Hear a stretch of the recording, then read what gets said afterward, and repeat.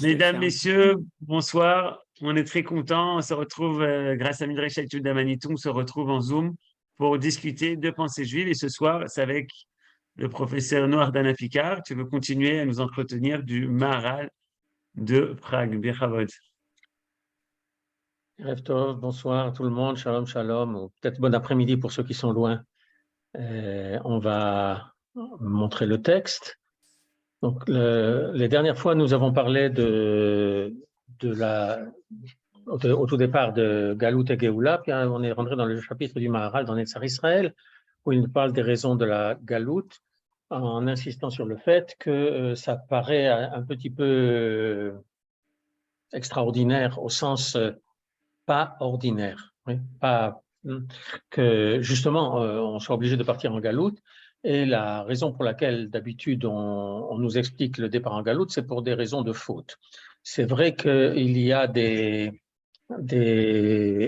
situations dans lesquelles Am Israël a fauté et on pense que c'est à cause de cela qu'Akadosh Baruch Hu a envoyé le peuple d'Israël en exil. Il y a différentes raisons, différents psukim. Mais la dernière fois, on en avait évoqué certains, on va peut-être les évoquer de nouveau, mais avant qu'on rentre de nouveau dans le texte du Maharal, je voudrais vous montrer un texte qui est dans la Torah, dans Devarim. C'est un texte que l'on lit, en tout cas on l'a lu l'année dernière, à Tisha B'Av, en espérant que cette année on aura l'occasion à Tisha B'Av de lire des choses bien plus agréables. Et dans Kriyat Torah du matin de Tisha B'Av, on lit quelque chose qui fait partie de Parashat Va'etchanan. C'est très intéressant parce que Va'etchanan, c'est la parasha qu'on lit juste après Tisha B'Av. Enfin, en tout cas, c'est cette parasha-là qu'on lit le matin de Tisha B'Av, Kitolit Banim Uvne Vanim Venoshantem Ba'aretz. Alors, pour nous faire gagner un petit peu de temps et d'effort, j'ai amené là directement le texte lui-même et sa traduction en français.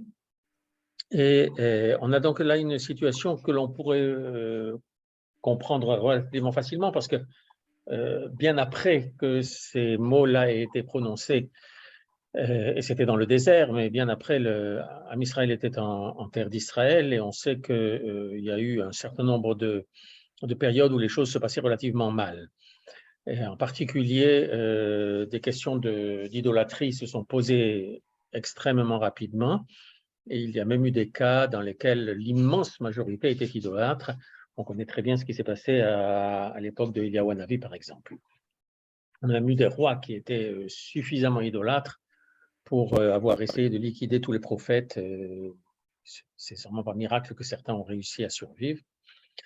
Et en fait, c'est ça qu'on veut. Kitolit banim uvne vanim venoshantem ba'aretz v'ishratem v'asitem pesel temunat kol ba'aretz v'asitem hara b'nei Hashem Elohecha le'achiso b'maaseh yedechem. Et c'est donc une situation dans laquelle on s'installe et on engendre. Il y a des générations qui viennent et à force d'habitude, on finit par se fabriquer une idole et d'abandonner le service divin. On se rend compte à quel point ce genre de choses-là peut être simple. Je vais prendre un exemple qui n'a rien à voir avec ça, mais qui montre un processus, une espèce de glissement qui peut se faire. Regardez un petit peu l'attachement à la terre d'Israël qu'ont la plupart des gens qui ont immigré en Israël. Les Olim, Hadashim ou pas Hadashim, ils manifestent un attachement extrêmement fort à la terre d'Israël, alors que des gens qui sont nés ici ou qui ont même quelques générations avant, il peut arriver que cet attachement-là ne se manifeste pas. Je n'ai pas dit que c'était automatique, mais ça peut arriver, tout simplement parce qu'il y a une certaine forme d'habitude qui s'est faite et que certains pensent que leur présence ici est ce qu'on appelle en anglais for granted. C'est quelque chose de tout à fait naturel et ils se trouvent ici comme d'autres se retrouveraient en France, en Angleterre ou en Algérie. Et donc, ils pensent que la chose est parfaitement naturelle, ils ne voient pas l'aspect exceptionnel de notre présence ici et donc les aspects exceptionnels des exigences que notre présence ici soulève. Et donc, on arrive à ça. Fabriquer une idole, ça n'est pas forcément, en particulier de nos jours, on peut le comprendre, ce n'est pas forcément de fabriquer une idole au sens où on le pensait il y a un certain nombre d'années, quelques centaines d'années ou quelques milliers d'années. Encore que ces idoles-là licences ordinaires, des statues devant lesquelles on se prosterne ou devant lesquelles on prie. Vous pouvez encore en rencontrer dans pas mal d'endroits dans le monde. Vous les rencontrerez en Thaïlande, vous les rencontrerez un petit peu moins au Vietnam pour différentes raisons politiques. Vous les rencontrerez aussi en Afrique, vous les rencontrerez en Amérique du Sud. Et en réalité, ça se rencontre un petit peu partout dans le monde. Mais de nos jours, des choses qui sont des idoles, ce ne sont pas forcément des objets devant lesquels on se prosterne. Ça peut être un petit peu plus abstrait pour certains. Ça peut être une personne, ça peut être un être humain. Oui, certains les appellent l'idole des jeunes. Et c'est un peu dans ce sens-là aussi, puisque les personnes sont prêtes à faire n'importe quoi pour cette personne qu'ils idolâtrent. Ça peut être un acteur, un chanteur ou autre. Et la conséquence de cette situation-là, c'est le verset qui vient après. Vous disparaîtrez promptement de ce pays pour la position duquel vous allez passer le Jourdain. Oui, qui avod tovedun maher, mais à la haaretz asher atem ovrim et hayarden shama lerishta. Comme toujours, l'insistance sur le fait que l'on vient dans ce pays pour en prendre possession. Mais en prendre possession, ça veut pas, c'est pas une possession ordinaire. Oui, c'est pas le moment maintenant d'insister là-dessus, mais la possession des questions est quelque chose de beaucoup plus profond que simplement quelque chose que j'ai dans ma poche. Et l'Éternel vous dispersera parmi les peuples, vous serez réduit à un misérable reste. Oui, mettez mispar, un tout petit nombre. Je crois qu'on en avait parlé la dernière fois. En fait, ce petit nombre-là est celui qui est en réalité important, parce que c'est celui qui assure la présence du peuple juif sur sa terre, et que sans la présence d'au moins un juif sur cette terre, alors il n'y a plus ni peuple juif ni Torah. C'est ce que le Rambam dit dans le Sefer Mitzvot, lorsqu'il parle de la mitzvah de Kiddush HaChodesh, de sanctification du mois. Et ce qui est intéressant, c'est de voir un petit peu maintenant la suite. C'est pour quelque chose qui vient apparaître un petit peu après, là au verset 28. Une fois que vous serez là-bas en exil, vous servirez des dieux, Maaseh et des Adam, qui sont l'œuvre des mains de l'homme. Etz va even, de bois et de pierre, qui ne voient ni n'entendent, oui. Ils ne voient ni n'entendent, ni ne mangent, ni ne respirent. C'est donc, je dois dire qu'une fois où j'étais de passage, pour aller à un congrès un peu ailleurs, de passage à Bangkok, j'étais vraiment surpris de voir que dans tous les magasins possibles, il y avait un autel avec une idole, et devant cet autel, quelques fruits et une boîte de Pepsi-Cola. Je ne sais pas très bien ce qu'ils en font, parce que je ne vois pas très bien l'idole en pierre ou en bois qui était là-bas. Je ne vois pas très bien ce qu'elle pouvait faire de ces choses-là.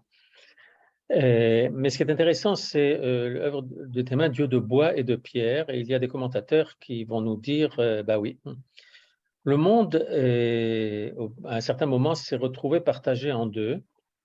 Et il y avait le monde chrétien et le monde musulman. Et le peuple juif en exil s'est retrouvé une partie en monde chrétien, une partie en monde musulman. Et par la force des choses, quand on est en galoute, on fonctionne d'après les rythmes et les exigences de la culture dominante. Et on se retrouve même avec une certaine imprégnation chez nous de cette culture-là. Alors, quelquefois, ce n'est pas très grave, c'est des musiques que l'on va retenir et on va chanter avec les chanteurs de ces cultures-là. Quelquefois, ça rentre un petit peu plus fort. Un jour où mon frère était en train de chanter une certaine musique que nous connaissions comme une musique de synagogue, un air sur lequel on chantait quelques versets du Hallel, le grand rabbin Shili, alav shalom, a demandé à mon frère, tu sais d'où vient cette musique-là? Et mon frère lui a dit non, mais c'est comme ça qu'on chantait chez nous à Nice. Et le grand rabbin Shili lui a dit, c'est sur cette terre-là que les chrétiens en Alsace faisaient des processions et promenaient la statue de la Vierge. Donc, vous voyez qu'il y a certaines choses qui sont rentrées, et c'est vrai là, mais c'est vrai pour toute autre chose aussi, c'est vrai dans tout le monde, en monde ashkénaze, en monde séparade, avec l'influence. Mais à la limite, ce n'est pas très important. Et on pourrait même raconter qu'à une certaine époque, quelqu'un avait posé la question au Rav Ovadia Yosef, si on pouvait utiliser les musiques de chez les Goïm pour les mettre sur des textes et les transformer en fait en musique liturgique pour chez nous. Et si je ne me trompe, la réponse avait été oui, tu peux le faire, mais à condition que cette musique n'évoque rien de la culture d'où elle vient. si au moment où tu chantes ça, tu penses à un chanteur français ou américain ou autre, au lieu de te concentrer sur la tfila que tu es en train de chanter, alors, ben non. Mais il y a certains commentateurs qui vont un petit peu plus loin que ce que je viens de dire là, et qui, en disant que tu vas être soumis à des dieux qui sont des dieux de bois et de pierre, ben, ils vont dire ce verset-là décrit exactement la dispersion du peuple juif, une partie en monde chrétien, sous le bois de la croix, et une partie en monde musulman, sous la pierre de la Kaaba. Et c'est ce qui, au moins, va nous permettre de comprendre un petit peu mieux le verset. Et si je le reprends dans le texte en hébreu, Va'avadetem Sham Elohim Ma'aseh Yedei Adam, la traduction c'est vous servirez des dieux qui sont l'œuvre des mains de l'homme. Mais quand on parle de Va'avadetem Sham Elohim, on risquerait de comprendre, eh bien, vous serez idolâtres. Vous allez les servir au sens d'un service divin, ou d'un service de l'idole. Alors, c'est quand même un peu curieux parce que, comme conséquence et comme punition du fait que tu auras été idolâtre en terre d'Israël, alors tu vas être expédié ailleurs et là-bas tu seras idolâtre. Ça paraît un petit peu bizarre, mais ce n'est pas le cas. Ce n'est pas en ce sens-là, c'est-à-dire que tu ne vas pas devenir un serviteur de la croix ou un serviteur de la Kaaba, mais il me semble qu'on l'avait déjà évoqué, ce qui va se passer, c'est la chose suivante. Les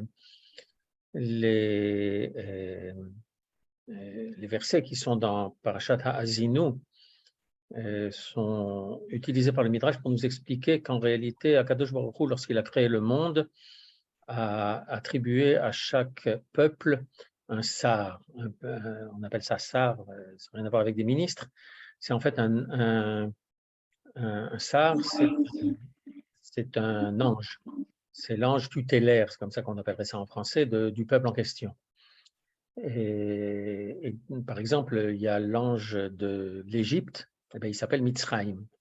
Oui, on a vu ça dans la paracha qu'on a lu la semaine dernière. On avait là les Bnei Israël, mais on avait plusieurs sortes de personnes, de populations à l'intérieur du peuple qui est sorti d'Égypte. Il y avait certains qui étaient appelés Ha'am. Il y en avait 3 sortes. Il y avait ceux qui avaient été expulsés d'Égypte qui ne voulaient pas sortir. Et il y avait ceux qui voulaient sortir, mais qui étaient prêts à sortir uniquement sous certaines conditions, recevoir la Torah avant d'entrer en Israël, ce qui n'était pas tout à fait le programme. Il y avait ceux qui pensaient qu'il fallait, qui étaient prêts à partir, mais ils avaient une peur panique de la guerre qu'il pourrait y avoir, et dans ce cas-là, ils étaient prêts à se coucher devant. Et tout ça, ces 3 catégories de personnes étaient appelées Ha'am. Mais ceux qui étaient prêts à se battre à tout prix, parce que le programme était de sortir d'Égypte et d'arriver dans la terre où coule le lait et le miel, Vaomar lachem, aller etrem eretz Mitzrayim, el mekom haKanaani, haChiti, vaYevusi, etc. El eretz zavatra la Vash, il y avait ceux qui étaient à tout faire pour cela, c'est eux qu'on appelait les Béné Israël. Or, un petit peu après, on a vu que Vayisu Béné Israël et Enehem, Vayiru Mitzrayim nosea acharehem, Vayireu meod. Les Béné Israël, donc justement ceux-là dont on pourrait penser que c'était la frange la plus élevée de l'ensemble de cette population qui est sortie d'Égypte, ceux qui n'ont peur de rien et qui de toute façon vont aller, s'il le faut, vont aller se battre. On voit Vaïsou, ils ont levé les yeux et alors on pense que c'est l'Égypte qui court derrière eux, ou c'est un peu l'Égypte qui courait derrière eux, mais en réalité c'était l'ange de l'Égypte qui lui était allé voir Akadosh Baruch Hu pour dire hey, il y a quelque chose qui tourne pas rond là. Pourquoi est-ce que tu vas faire en sorte que les Juifs soient sauvés, libérés, et tu vas détruire l'Égypte, alors que ceux-là sont idolâtres et ceux-là sont idolâtres. Alors, il y a donc un ex-aequo là. Et Akadosh Baruch Hu s'adresse à Moshe et lui dit c'est pas le moment de prier. Hein. Maintenant, il faut faire quelque chose. Si tu veux que Israël vaincre maintenant l'Égypte et puisse effectivement être sauvé, alors il faut que tu rajoutes, il faut qu'Israël se rajoute à lui-même des mérites. C'est ça, ce Vaïs ou Béné Israël et Enehem, Vaïr ou Veine Mitzrayim Oseacharim. Ils ont vu qu'il y avait cette discussion extrêmement forte en haut chez Akadosh Baruch Hu et que dans l'état présent, il n'y avait pas de raison de sauver Israël, il fallait donc faire quelque chose. C'est pour ça Vaïr ou Meod. Et donc, il n'est pas question du tout de se retrouver dans une situation où on va servir les dieux d'Égypte ou le dieu des chrétiens ou le dieu des musulmans, mais c'est au sens où on est soumis à la domination de cet ange-là. C'est ce que nous disent les Chachamim, qu'il y a 70 anges ont reçu les 70 peuples du monde et chacun était maître de celui-là. Et c'est pour ça que la Gemara dans Masechet, je fais de fameux détours aujourd'hui. La Gemara dans Masechet Ktubot, à la page 110b, si je ne me trompe, dit que au sujet de David Ameler, dit ki gershuni mi nachalat avotai ve'amru lech avod Elohim acherim.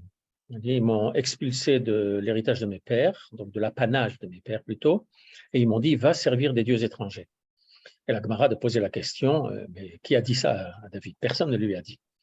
En fait, David Ameler était parti il s'était enfui puisqu'il était poursuivi par Shaoul, et il est allé à Gath. Oui, il était chez Achish, le roi de Gath. Alors, Gath, pour nous tous, c'est en terre d'Israël, donc il y a quelque chose qui ne tourne pas comme on voudrait, mais en fait, ce que dit David, c'est que dans la mesure où cette partie d'Eretz Israël est sous souveraineté des Goïm, alors il est automatiquement sous le pouvoir et au service de la divinité, de l'ange qui est là-bas. C'est pour ça que les Chachamim ont décidé qu'il y avait Tumat Eretz Ha'amim, que quand en dehors de la terre d'Israël, il y a une certaine forme de Tum'a, et c'est lié à la souveraineté à cet endroit-là. Si Israël est souverain, alors il n'y a pas. Si Israël n'est pas souverain, ça va être la terre d'Israël, mais qu'elle est aux mains des Goïm, et donc on est soumis à quelque chose d'autre. Et c'est ce que David Ameler disait, l'Ech Avod Elohim Acherim, on m'a dit d'aller servir d'autres dieux là-bas. Ce qui n'est pas notre sens, mais c'est là l'origine d'un minhag. Certains d'entre nous connaissent peut-être ce minhag, d'un minhag qui était très, très répandu en monde ashkénaze, qui était de ne pas étudier de Torah le soir de Noël. Parce que c'est le soir où le Sar, donc cet ange des peuples là-bas, est le plus fort. Et donc l'étude de la Torah et en fait, les mitzvot que l'on fait, on ne va pas ne pas faire de mitzvot du tout, l'étude de la Torah donc, pouvait le renforcer, il pouvait au passage récupérer son pourcentage sur l'étude de la Torah, et donc il y avait ce minhag de ne pas le faire.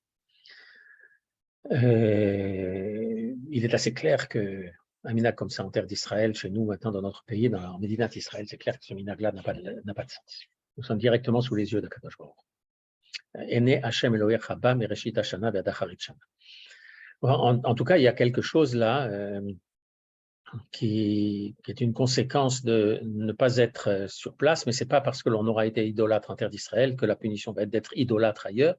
Ça ne sera pas une idolâtrie volontaire, mais c'est un fait.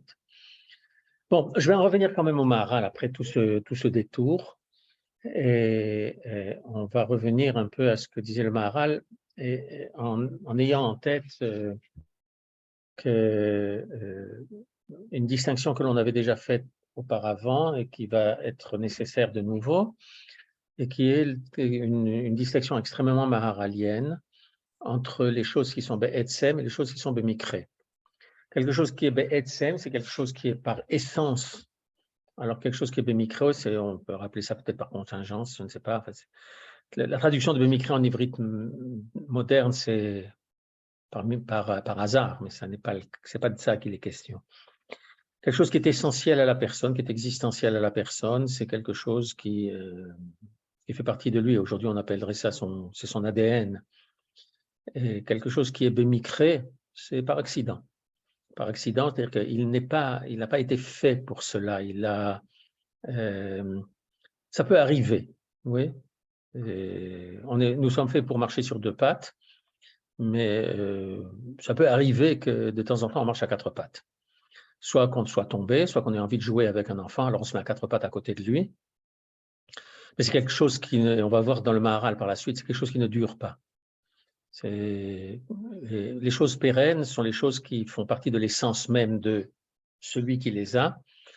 Et les choses qui sont accidentelles ou occasionnelles sont des choses qui ne durent pas, et on revient toujours à la chose qui nous est essentielle. On avait vu ça dans le premier chapitre avec le fait que le Maharal disait que la galoute ne peut pas être pérenne parce que ce serait quelque chose de non naturel qui deviendrait naturel. Et donc là, il va revenir à cette explication, mais Israël a fauté, donc il va être envoyé en galoute, mais il y a quelque chose qui tourne pas rond, et la faute n'est pas quelque chose qui fait partie de l'ADN d'Israël. Et de nouveau, quand on parle de faute en français, on va parler de faute, de transgression ou autre, mais il y a certaines choses qui sont effectivement des transgressions, mais qui ne sont pas forcément des transgressions volontaires. Ça peut être des transgressions parfaitement fortuites. Dans certains cas, parce qu'on ne savait pas que la chose était une transgression. Ou bien, oui, je vais vous donner un petit exemple. Il y a certains importateurs, aujourd'hui avec les nouvelles lois, certains importateurs qui font venir ici en Israël certaines marques de biscuits qui viennent de France, avec quelque chose qui est écrit sur l'emballage, qui est quelque chose de trompeur. Ce sont des biscuits qui n'ont pas en réalité, il n'y a pas de surveillance, ils ne sont pas sur la liste du rabbinat de Paris, ils ne sont pas sur quoi que ce soit, mais il y a quelque chose de trompeur sur l'emballage qui fait que des gens les trouvent ici, ils sont très contents de pouvoir les manger parce que ça leur rappelle leur enfance en France ou autre, mais en réalité, ces choses-là n'ont aucune garantie de cacheroute. Alors, la personne qui en aura pris, qui en aura mangé, c'est une erreur. Ce n'est pas une volonté de manger taref, c'est une erreur. C'est une erreur, quelqu'un l'a rendu en erreur, il s'est laissé faire, il n'a pas vérifié, d'une manière comme de l'autre, c'est une erreur. Et à partir du moment où on le lui dira, alors je ne vous indiquerai pas de quelle marque il s'agit, d'abord je ne m'en souviens pas maintenant, mais il faut savoir que c'est vrai que nous devons vérifier sur chaque produit que nous prenons qu'il y a une garantie de cacheroute sérieuse, pas d'un organisme dont on n'a jamais entendu parler, ou pas d'un rabbin dont on n'a jamais entendu parler. Bon, c'est vrai qu'on n'est pas obligé d'avoir entendu parler de tous les rabbins. Oui, ça m'est arrivé une fois qu'il y a très longtemps, dans la cafétéria d'une institution universitaire. Un ami à moi voit ce qu'on était en train de vendre, il regarde et il voit que c'était sous la garantie de cacheroute du rabbin de Turin. Alors il me dit, mais qu'est-ce que c'est que cette cacheroute-là? D'où est-ce qu'on connaît le rabbin de Turin? Il se trouve que dans ce cas-là, je lui ai dit, moi je connais, c'est un ami d'enfance. Alors bon, pour moi, ça n'avait pas de problème. Lui, ça pouvait lui poser un problème parce qu'il ne savait pas. Il disait, mais qu'est-ce qu'on a besoin de ça? C'est pour ça qu'en Israël, normalement, il faut faire bien attention quand ça arrive et qu'il y a aussi la garantie du grand rabbinat d'Israël pour permettre les importations. Malheureusement, il y a des lois qui permettent de contourner ça. Bon, alors on va quand même faire attention. Et s'il y a un doute, on ne prendra pas, on vérifiera de toute façon. Et donc, faire une erreur dans ce cas-là, c'est pas quelque chose c'est pas devenu notre ADN qu'on va manger des choses taref. Non, c'est une erreur et ça ne se reproduira pas. Il y a d'autres cas comme ça, oui, quelqu'un qui va allumer, c'est encore moins fort que ça. Quelqu'un qui il se lève au milieu de la nuit de Shabbat, il est à moitié endormi, Chutz mikvotrem, il va aux toilettes, et puis, sans avoir même fait attention à ce qu'il est en train de faire, clac, un geste de la main, il allume la lumière. Ce n'est même pas une transgression, ça s'appelle mitasek. C'est une erreur comme ça, mais ça ne fait pas partie de lui-même, il n'est pas Mechalel Shabbat pour autant, il n'est pas devenu un Mechalel Shabbat. Il y a les choses qui sont par essence. Oui, c'est pour ça que Kol HaOmer Akadosh Baruch Hu Vatran, Yivatru Me'av. Oui, Vatran, c'est quelqu'un qui renonce, qui abandonne, allez, d'accord, allez, je te donne tout le temps, comme ça. Non. On me va taire là. Il y a des fois où il renonce à faire quelque chose, mais c'est à notre bénéfice, mais c'est pas une décision. Aval kiata solchan, l'ivnei shurun. Solchan, c'est pas soléar, c'est solchan. Ça veut dire que à chaque fois qu'on fait une faute, il finit par nous pardonner quand même. Ça, il le fait de façon assez constante. Israël n'est pas un pocher. Israël, faute, ça peut arriver, mais ça arrive de façon fortuite. Et c'est ça un peu que le Maharal va encore développer un petit peu, et on va rentrer dans le texte. Biurze, École Israël aime la chaîne. Oui, c'est donc ce même verset de Parashat Azinu, quand il parle d'un peuple insensé, peu sage. Oui, c'est pas une réalité constante. Il y a des fois où, effectivement, c'est sûr qu'on manque de sagesse. D'ailleurs, la Gemara dans Maseret Sota dit que personne ne commet une transgression s'il n'a pas été pénétré pendant un certain moment par Ruach Shtut. Là, il a fait une idiotie. Kikol Israël hem l'Hashem, tout Israël appartient en fait à Dieu, mais appartient pas au sens appartenir comme mon porte-monnaie qui est dans ma poche. Le père, c'est la raison pour laquelle le fils existe. והשם יתברך בעצמו הוא היה הסיבה שיצאו לפועל, וזה היה כאשר הוציא השם יתברך אותם ממצרים. Et Dieu est lui la raison première pour laquelle le peuple juif en tant que peuple existe, parce que c'est lui qui les a fait sortir d'Égypte. Ou Keilou Noldu, c'est comme s'il les avait fait naître. Comme il est écrit, Shalach et béni veya avdeni. Il a dit à Pharaon, oui, envoie mon peuple et qu'il me serve. Mikol makom en haben kanouy lo be'atzmo. De toute façon, le fils n'est pas une propriété du père. Le père est la raison de l'existence du fils, mais il n'en est pas le propriétaire. Malheureusement, il y a des gens qui se croient comme propriétaires de leurs enfants. Mais le serviteur, aujourd'hui on traduirait l'esclave, mais il faudrait voir, probablement effectivement c'est l'esclave cananéen, Kanou il a adon beatzmo, il est effectivement lui-même propriété de son maître.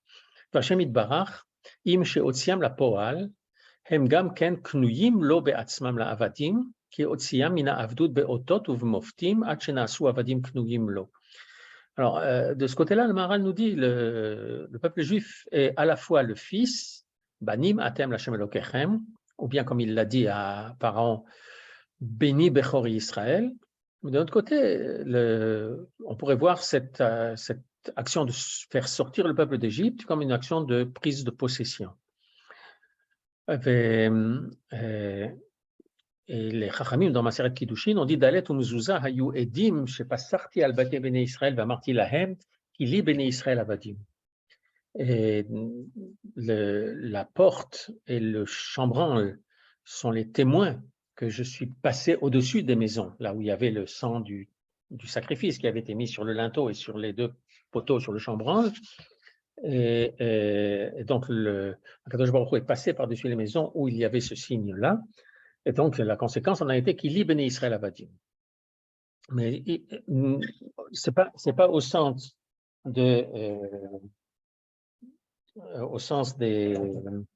d'esclaves ici, mais de serviteurs. C'est un service divin qui est d'une autre qualité. Et Kacher bi'arnu bechibur gvurachem, comme nous l'avons expliqué ailleurs.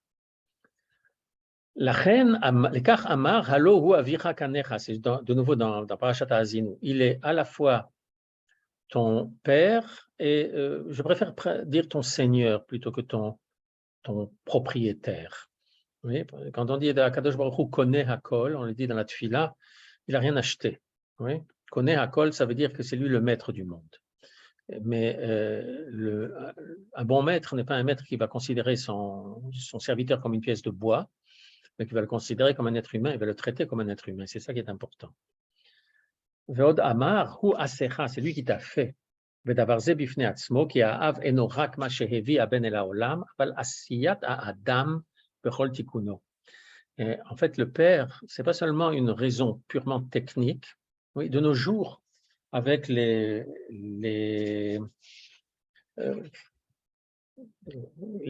ces mouvements protestataires de gauche et d'extrême gauche qui parlent constamment du droit à l'enfant, et ne parle pas du devoir envers l'enfant.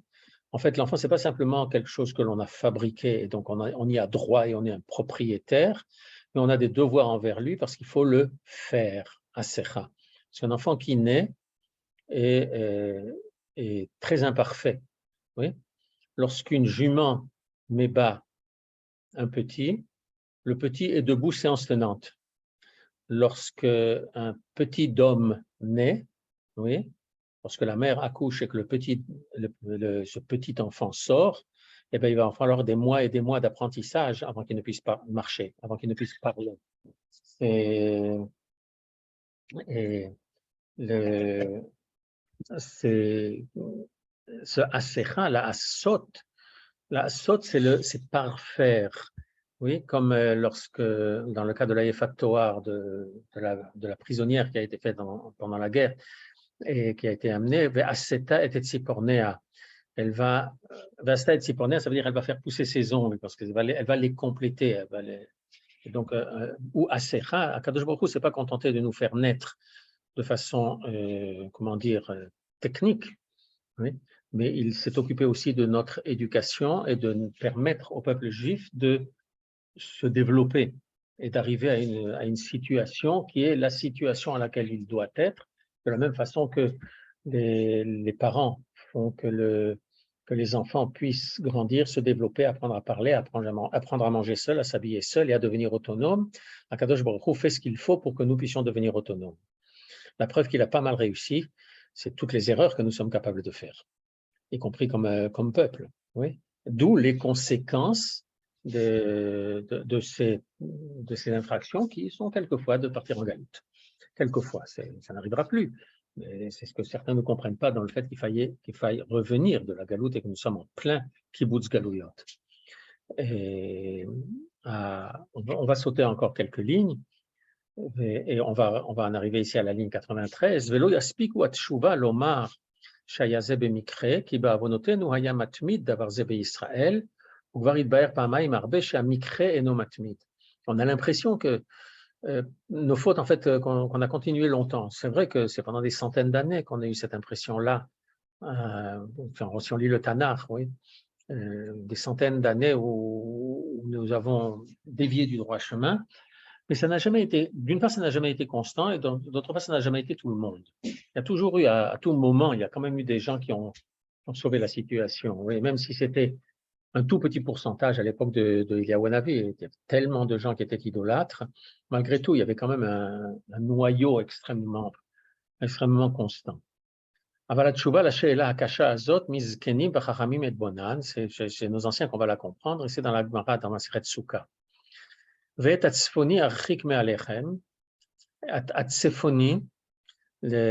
c'est ce tsefoni? On traduirait le nordique.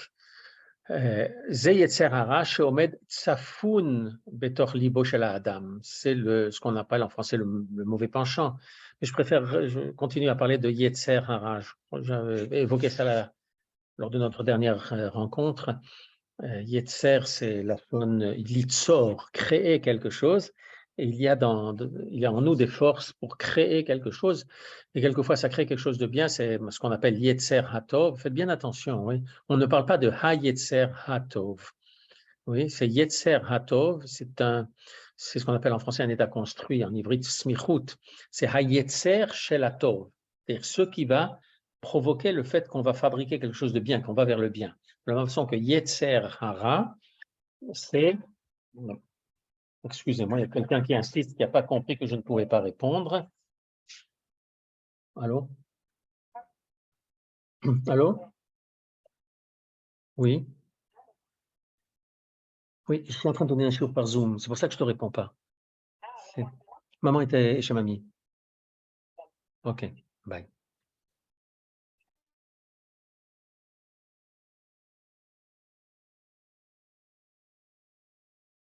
Ok, je suis de retour. Et j'ai l'impression que ça n'avait pas fait mieux comme il faut. Et donc, Yetzer Hara, c'est ce penchant, cette tendance qui pousse à créer quelque chose qui n'est pas bon. Oui. Et on avait vu ça avec ce midrash qui est raconté dans la Gemara, avec Menaché Ameler. Je préfère ne pas le re-raconter maintenant. Il est caché à l'intérieur du cœur de l'homme. C'est-à-dire qu'on a ça, oui, avec le mot leva avait double, on aurait pu dire bechol libecha. Bechol levavecha, c'est pour dire avec le Yetzer Hara et le Yetzer Hatov. Il y a des choses qui sont du Yetzer Hatov, qui nous poussent à faire de bonnes choses. Il y a quelque part un peu le Yetzer Hara qui pousse à faire certaines choses. Il faut apprendre à le pousser dans le bon sens. Oui, là, je parle de Torah Taprat, en fait. Oui. Mais par exemple, le fait que quand un grand donateur donne une grande somme pour construire un hôpital, une maison de retraite, une école, oui, il est très content qu'on mette son nom sur la façade. Alors bon, c'est un petit peu de Yetzer Hara, mais c'est un petit peu de Yetzer Hara qui pousse à faire de bonnes choses. Alors, ça va, c'est très bien. Et donc, c'est Yetzer Hara, Sheomet Safoun Betor Libo Shel Adam. On a ça chez tout le monde. Chacun d'entre nous là, et ça fonctionne pour l'individu, ça fonctionne pour le collectif. Veidartiv Eretz Tzia. Je vais le pousser dans un pays de désolation, complètement vide, un désert.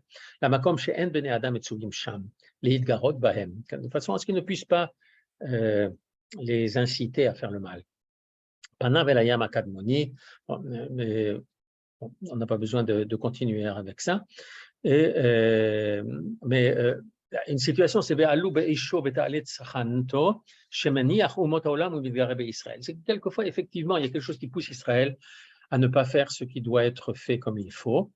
Et il faut faire avec. Il faut faire avec, il faut faire contre même.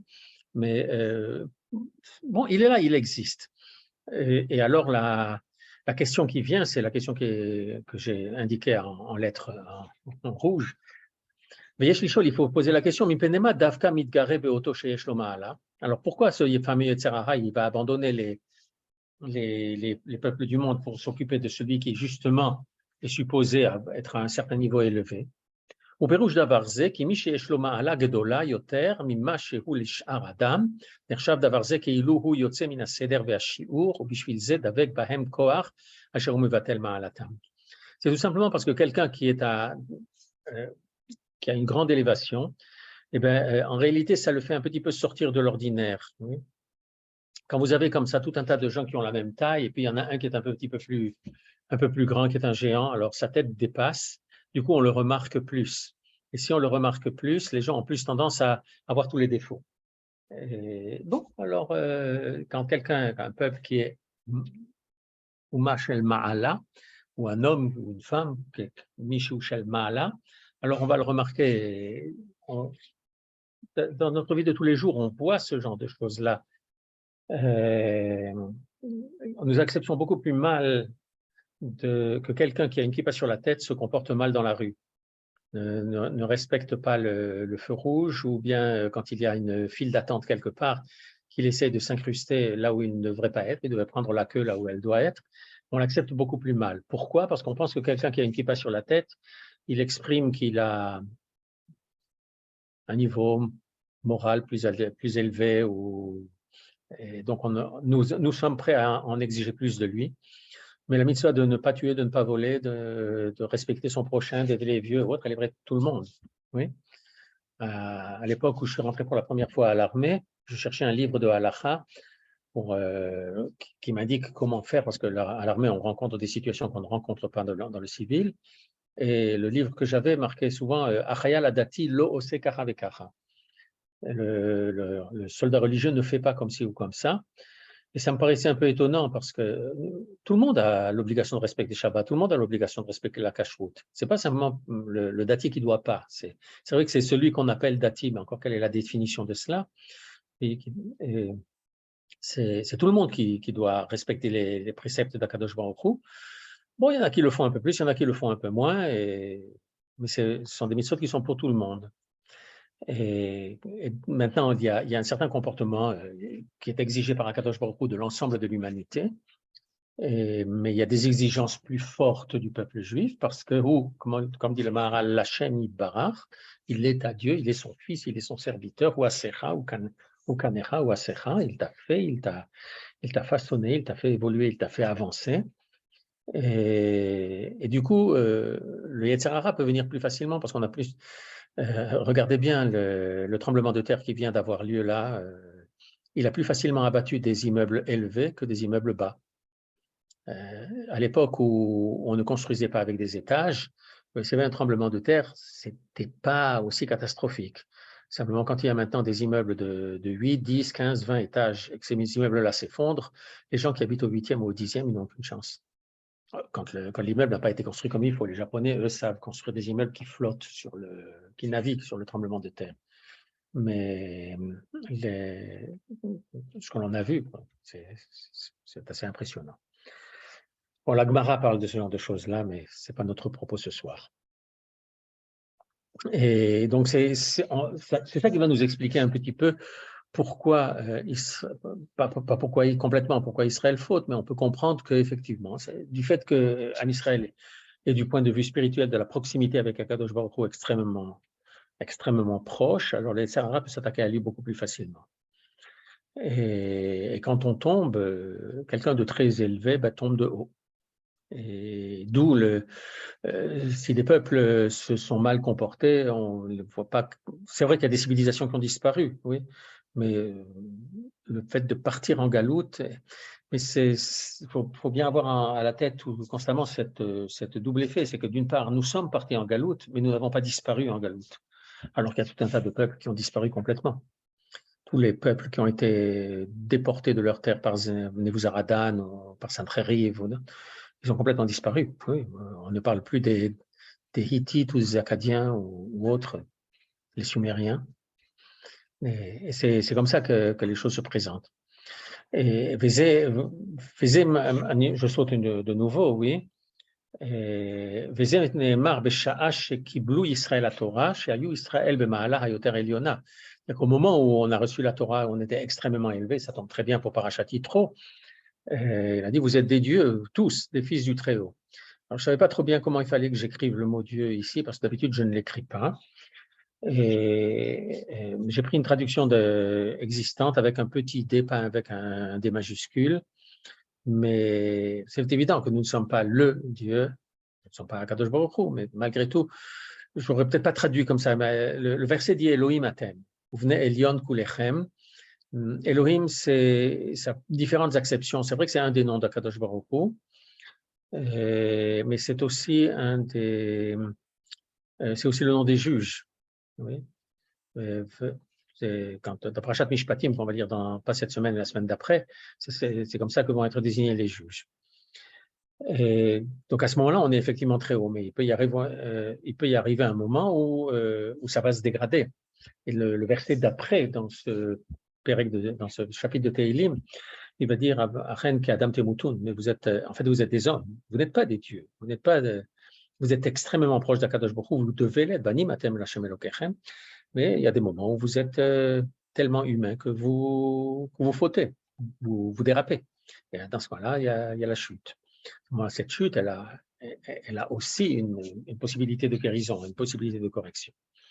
Et c'est pour ça que c'est important de voir ce qui est là maintenant dans le Yerushalmi, dans le Talmud de Jérusalem. Rabbi Shmuel ben Nachmani Amar, Aluchot Orkan Shishat Fachim Verorban Shishat Fachim, les tables de l'Alliance, ce que certains appellent les tables de la loi, elles avaient 6 empans de long et 6 empans de large. Vaya Moshe Tofes Betfachaim, oui, vous avez déjà compris que les tables de l'Alliance, ce n'étaient pas ces espèces de machins ronds que nous connaissons et qui sont même au fronton de synagogue ou quelquefois sur le Echal. J'ai réussi à me débrouiller pour que chez moi, au Beth-Netzet, ça n'y soit pas, parce que c'est un symbole chrétien. C'est eux qui ont inventé les tables de la loi, comme ça, on les voit dans les mains du Moïse de Michel-Ange, par exemple. Et les tables étaient carrées ou plutôt cubiques. Donc 6 empans de long, 6 empans de large. Et Moshe en tenait 2, et Akadosh Baruch Hu en tenait 2, et il y en avait 2 qui étaient libres entre les mains d'Akadosh Baruch Hu et les mains de Moshe Rabbeinu. Devinez que ce n'est pas si simple de parler des mains d'Akadosh Baruch Hu. Enfin, Kevan She'asu Israël Otomase, et à partir du moment où Israël a fauté, c'est la faute du Vaudor, Bikesh Akadosh Baruch Hu lechatfam. Alors Akadosh Baruch Hu a fait mine de vouloir les récupérer. Gavrou Yadav Shel Moshe Bechatfan, vous avez bien fait attention que j'ai traduit, a fait mine de, je n'ai pas dit qu'il voulait. Et Gavrou Yadav Shel Moshe Bechatfam, et les mains de Moshe l'ont emporté, et c'est lui qui les a arrachés. Moshe Akadosh Baruch Hu Meshabecho, et c'est ce que Akadosh Baruch Hu dit à la louange de Moshe, ou le Chol Hayad Achazaka. On va parler de ses mains fortes. La main forte, ou le rôle Amora Agadol, Asherasa Moshe l'école Israël, ce qu'a fait Moshe aux yeux de tout Israël. En fait, là-bas, Akadosh Baruch Hu voulait que Moshe prenne la Torah, mais il voulait que les choses, d'une part, que les choses soient claires. En fait, même après le faux du Vaudor et que Moshe a prié et que Akadosh Baruch Hu lui dit Ani chali v'chale otam keraga, laisse-moi faire et je vais les anéantir immédiatement. En fait, vous savez très bien, quand on dit à quelqu'un laisse-moi faire, ça veut dire retenez-moi. Et en fait, Akadosh Baruch Hu était en train de dire à Moshe, bon maintenant, c'est ton heure de gloire maintenant, à toi de prier maintenant, fais ce qu'il faut pour sauver le peuple juif, pour les défendre, pas plus que pour les sauver, pour les défendre. Et c'est ce que Moshe Rabbeinu savait faire. Et c'est dans ce sens-là que j'ai dit, pas qu'Akadosh Baruch Hu a voulu les récupérer, mais qu'il a fait mine d'eux. Il fallait que Moshe fasse quelque chose. Une nouvelle fois, il faut savoir apporter au peuple juif des mérites supplémentaires là où quelque chose manque. Exactement comme lorsqu'il a fallu, ce que je vous ai dit tout à l'heure, l'ange de l'Égypte qui était venu voir Akadosh Baruch Hu pour lui dire quelque chose qui ne tourne pas comme il faut, parce que ceux-là sont idolâtres et ceux-là sont idolâtres. Pourquoi tu mènes ceux-là à leur perte au profit de ceux-là alors qu'ils se valent? Et Akadosh Baruch Hu dit à Moshe Rabbeinu, il a raison. Daber el Bene Israël, parle au peuple juif, Veïsaou, et qu'il fasse quelque chose pour ajouter un mérite au peuple juif. C'est pour ça que Nachshon ben Aminadav, d'après une des explications de la Gemara, Masechet Sota, il y en a une autre, c'est pour ça que Nachshon ben Aminadav va sauter à l'eau, pas pour se suicider, mais pour ouvrir la mer. Et alors, simplement, ce que dit le Maharal, il nous dit, à partir du moment où on était extrêmement élevé, à cette situation extraordinaire au Mont Sinaï, à ce moment-là, effectivement, ils pouvaient fauter, tout simplement parce qu'ils étaient tellement élevés que quand on est très élevé, un petit manquement de quoi que ce soit, ça permet de tomber. Si je peux me permettre de prendre cet exemple-là, vous devinez bien que quelqu'un qui est au sommet de l'Everest, glisser et s'effondrer plus bas, des centaines de mètres plus bas, c'est pas si difficile. Ça peut arriver, il faut faire extrêmement attention. Et donc c'est ça. C'est de ça qu'il était question et c'est ça qui peut expliquer pourquoi il y a eu des cas dans lesquels Israël a fauté et donc parti en galoute. Et ça n'est pas, je saute de nouveau pas mal de paragraphes, mais pour arriver ici, il faut comprendre que Adavar Sheu Shalem ou Mesulak Minachisaron, par essence même quelque chose qui est entier, qui est parfait, alors il n'y a rien, il n'y a pas de manque. Oui. Quelque chose qui n'est pas parfait, alors il y a un manque quelque part. Oui. Et à Israël, je passe aux lignes rouges là. Israël Yeshbem Amala Eliona, Israël qui a le statut, l'élévation la plus grande, Shehem Bene Elohim, Yoter Mikol Aumot, oui, c'est ce fameux verset dans Tehilim, ils sont les enfants, les fils de Dieu, bien plus que tous les autres peuples. Uma Eliona Zot En Lahem Bishlemut Akamu. Mais malgré tout, même cette élévation-là, ils ne l'ont pas de façon parfaite. C'est évident. Si on avait tout de façon parfaite, alors nous serions Akadosh Baruch Hu. À partir du moment où nous sommes créés par Akadosh Baruch Hu, oui, création, créer, c'est livro. La racine, c'est bet resh, bar. Une racine hébraïque, d'habitude, c'est en 3 lettres, mais là, c'est en 2. La racine, c'est la même que le mot bar. Peut-être c'est bet resh aleph de toute façon, mais enfin, bar, ça veut dire dehors. Oui. Un animal sauvage, en hébreu, ça s'appelle chayat bar. C'est l'animal qui vit dehors, qui est en dehors du Yishuv. Et donc la Bria, elle est en dehors d'Akadosh Baruch Hu. Si elle n'était pas en dehors, alors elle serait Akadosh Baruch Hu. Akadosh Baruch Hu, c'est ce que le Mikubalim appelle le Tzimtzum. C'est restreint de façon à permettre une place à la création qui est en dehors de lui. À partir du moment où elle est en dehors de lui, elle n'est automatiquement pas parfaite. Ça aussi, c'est une description très, très maharalienne. Il en parle souvent en termes de... Lorsqu'il veut parler de Teshuvah, le Rav Kook aussi en parle. Mais là, bon, on va donc comprendre qu'Israël, par essence, il est à l'élévation, c'est un peuple qui est à l'élévation la plus grande, mais par la force, par définition même, ça ne peut pas être une perfection totale. Donc, il y a quelque chose qui manque, quelque chose d'imparfait, et c'est par là que la faute peut arriver par accident.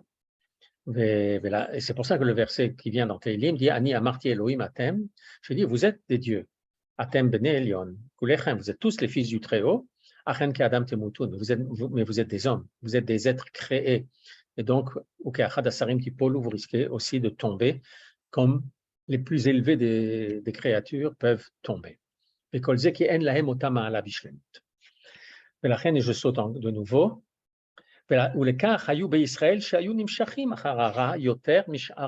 pour ça qu'il y avait dans Israël des individus qui étaient attirés par le mal plus que dans certains peuples. Parce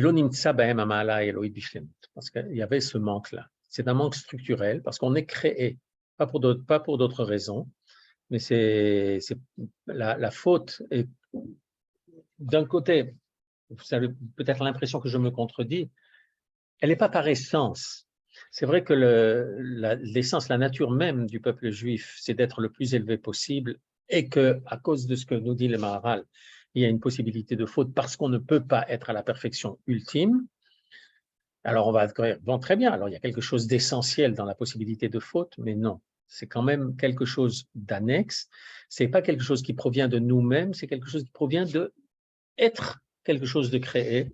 C'est dans la structure du monde, c'est pas dans notre structure à nous, c'est dans la structure du monde que quelque chose de créé ne peut pas être totalement parfait, et que donc il y a quelque chose qui peut pousser du mauvais côté. Et c'est ça que le Maharal voulait qu'on comprenne, c'est pas quelque chose d'inhérent au peuple juif, et que la faute, c'est pas, oui, quand le Moshe parle au peuple juif, on dit Amnaval velo chacham, c'est pas une façon de dire vous êtes permanent dans dans le fait de manquer de sagesse ou autre. C'est vrai qu'on en manque de temps en temps, c'est pas si étranger à notre conception, mais malgré tout, c'est une nouvelle fois la différence qu'il y a entre et je vais terminer avec ça pour aujourd'hui, c'est la différence fondamentale qu'il y a entre le peuple juif et les peuples du monde, c'est que le Maharal va nous dire que chez le peuple juif, la faute est accidentelle, alors que le service divin, c'est dans l'ADN, et que chez les peuples du monde, c'est exactement le contraire. Mais pas au sens où il veut dire que les peuples du monde sont forcément des assassins ou des voleurs, mais que simplement, ils ne sont pas là pour le service divin. C'est pas leur objet. Les peuples du monde doivent servir Dieu, ils ont les 7 mitzvot de Bnei Noach. Et encore, il y a même une Gemara qui dit que à une certaine occasion, Akadosh Baruch Hu leur a enlevé ces obligations-là. Il y a aujourd'hui des rabbinim qui poussent justement pour les Bnei Noach. Il y a un certain nombre de gens qui se comportent vraiment comme des Bnei Noach. Mais c'est ça le but, ce que les Bnei Noach doivent faire, ce que les Umot HaOlam doivent faire. C'est pas le but d'Am Israël. Donc la faute chez nous est accidentelle. Et donc, comme toute chose accidentelle, elle a des possibilités de réparation. Et le Maharal va en parler. Et tout le ta'alir de la Géoula, c'est une réparation de quelque chose qui va permettre de revenir à une situation qui était une situation normale, comme tout le ta'alir de la Teshuvah, c'est vrai pour les individus comme c'est vrai pour le collectif. Il y a différents niveaux de Teshuvah, il y a différentes gradations. Et le Rav Kook dans Orot HaTeshuvah en parle en disant qu'à partir du moment où le monde est créé par la force des choses, il y a déjà une descente comme cela. Et après cela, il y a encore la faute d'Adam Arishon. Après cela, il y a encore les fautes personnelles des gens. Et en général, quand des rabbanim ou des darshanim parlent de Teshuvah en Elul à l'approche de Rosh Hashanah Yom Kippour, ils parlent de ce dernier niveau de Teshuvah et pas des autres. Le Rav Kook d'Afka en parle très très fortement des autres. Et donc du retour vers Akadosh Baruch Hu. Voilà, je pense qu'on va s'arrêter là pour ce chapitre maintenant et qu'on va pouvoir passer pour la prochaine fois à d'autres degrés dans notre étude du Maharal. S'il y a des questions, s'il vous plaît.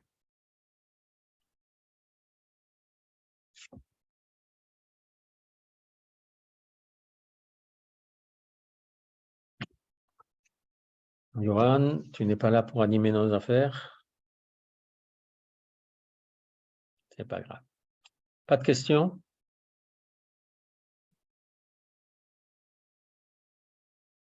Tout est clair? Vous en avez de la chance. Bon. Alors, merci à vous. Bezrat Hashem qu'on continue à progresser et que nous progressions tous. Il y a un chat. Ah, merci Judith. Merci à tous. Et merci d'être là et de me donner l'occasion d'étudier ça avec vous. Mais ça, Hachem, qu'on se porte bien, que Parashat Yitro, on ne fasse pas semblant de recevoir la Torah, mais que nous la recevions tous les jours. Allez. Shavua Tov, Shabbat Shalom et à bientôt.